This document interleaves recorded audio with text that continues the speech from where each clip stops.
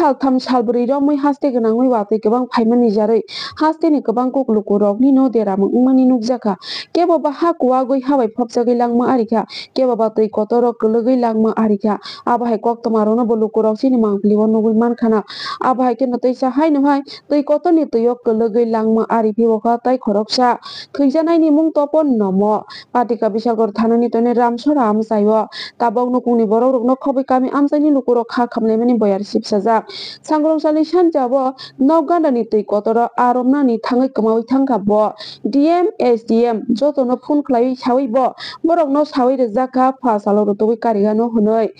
आसालनि फुंगो बिशालगर fire सार्भिसनि ब्रिंडियारक थांगै आ मांगो थैनो खसाबै बिशालगर हांगर सा खामनाव तै फैलायखा ताबक बिशालगरनि लुकुरावनो खबैनो कुंनि बरक रखा खामलायजाक आबातै तै कतरक लगै लांमा आरिमा पातिबंनो किटिंगै आबन यागुलो बरक तामासागा खानादि सेजाक तिनि मांफ्लिव